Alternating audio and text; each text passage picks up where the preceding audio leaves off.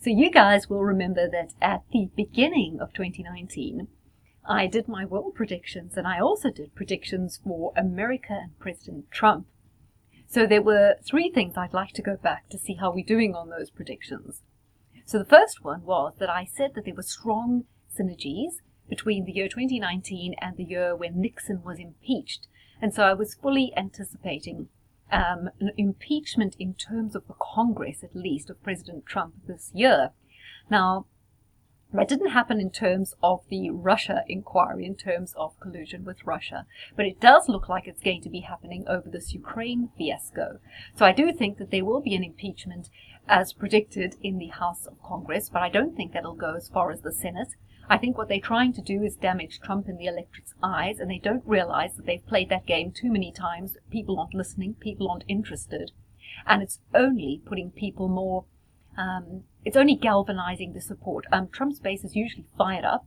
It's only firing them up more, and it's only showing the public that the Democrats are bereft of ideas. And instead of Nancy Pelosi dealing with the fires in Northern California, instead of Schiff dealing with the poverty and the homelessness in San Francisco, the only thing that they are able to do is go after Trump on technicalities, go after people like Roger Stone, when they showed that they weren't successfully able to pursue Jeffrey Epstein. He got an absolutely fantastic plea deal in 2005, probably the most leniency ever seen for a crime of that sort, which could have landed him in prison for the rest of his life. Meanwhile, Roger Stone gets in prison for lying to Congress.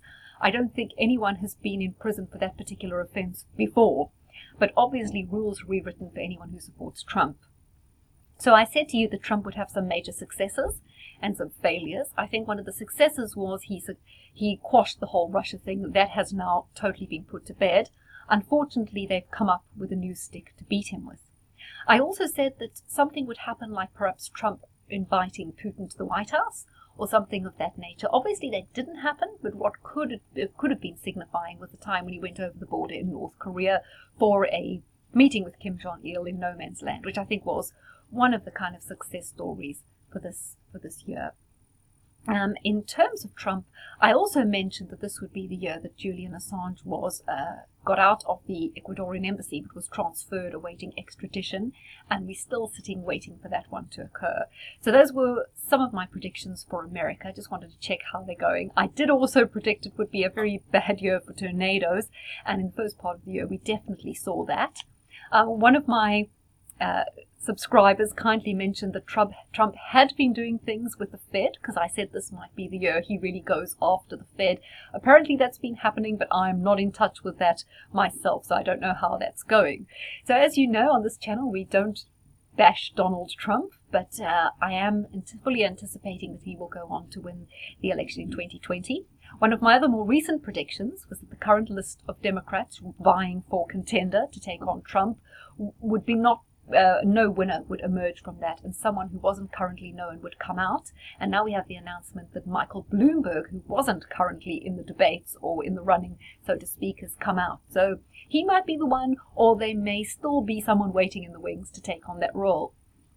I'd just like to discuss this ridiculousness going on with the whole Ukraine and Biden thing.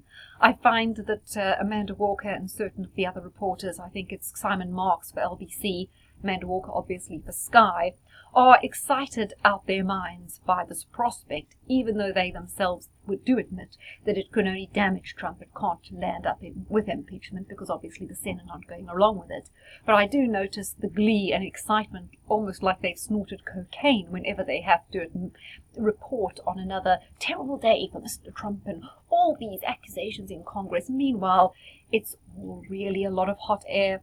I'd like to talk about this particular thing. When Biden held office, which was for 2 years, he visited Ukraine a total of 13 times. I mean, that's almost 2 a month. What, was he addicted to the Chernobyl tour? Or did he just love Valkyrian sauerkraut or potato kosbefts? Because really, he must absolutely adore the Ukrainian culture to be running there that many times. So Biden's son was discharged from the US Army due to a drugs offense. He immediately, on his discharge, took up position on a board of Ukrainian gas company, board of directors of Ukrainian gas company, obviously a very, very, very highly paid position. So, as we know, there were murky dealings with Obama in Ukraine, resulting in a coup, The parliament was set on fire. It's resulted in the division and the split in the country, although it wasn't totally down to Ukraine, it was also, or down to Obama. It was also meddling from the EU that resulted in that, plus our old friend from Hungary, George Soros, who was funding at least to the tune of $1 million, and to the CIA to the tune of $5 million, the colour revolution in Ukraine. And as we know, the eastern counties are still at loggerheads, and the country is virtually split down the middle. So Joe Biden threatened to withdraw millions of dollars worth of loans to the Ukraine if there was not a guarantee that they fired a prosecutor who was looking into the dealings of Biden and his son in Ukraine. So there's certainly plenty that should be uncovered about what was going on in Ukraine with both Obama and Joe Biden and his personal business interests along with his son. I think it's a legitimate field of interest for Trump to investigate, and I find it very interesting that, again, the media seem far more concerned about the discussion Trump had with Zelensky rather than looking at the substance of what they were anticipating investigating and getting to the bottom of it, which I think is of great interest to the world, to American taxpayers, and in terms of draining the swamp. I think it's a totally legitimate line of inquiry. We must remember that the whole allegations of the Russia hacking and the fact that the DNC computers, which were run by the company CrowdStrike, has never properly been investigated. CrowdStrike have never allowed their computer system to be investigated. So we still haven't got to the bottom of that one.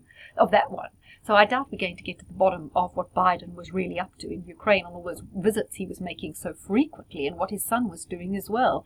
I certainly don't think that Donald Trump was scared of Joe Biden. I think, if anything, he would have loved to take him on as a contender for the debates. He certainly got a few years on Trump, much less energy. In the debates, he couldn't remember anything. It reminds me of the joke of the guy who's the old man who's sitting in the park crying, and someone says, "What's wrong?"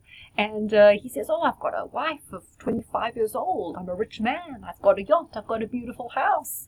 I've got loads and loads of money." And the girl says, the stranger says to him, "Yeah, but if your life's so great, why are you crying?" He says, "Because I can't remember where I live." And I think that kind of reminds me of Joe Biden a little bit. Excuse that joke there. I didn't pay enough attention in telling it. But anyhow, you know that song about Lionel Richie, Once, Twice, Three Times a Lady. Well, the song for Joe Biden should be Once, Twice, Three Times a Failure, because he's gone for this position 3 times. He's failed 3 times. He would have definitely failed a 4th. I certainly don't think Trump was trying to sideline him because he was scared of his competition. He would have welcomed that kind of weak competition. But again, the media is not one bit interested in what Biden may or may not have been up to in terms of corruption. They've just turned this into another weapon against their sworn enemy, Donald Trump, the enemy of neoliberal globalism. And they're going to run with this, and they're going to hit a dead end like they did with the Russia inquiry, which I know they've quickly forgotten, but we haven't forgotten. And rock on 2020. And I think it's going to be a successful one. So we'll do many more American predictions, but that's just where we got up to for the moment.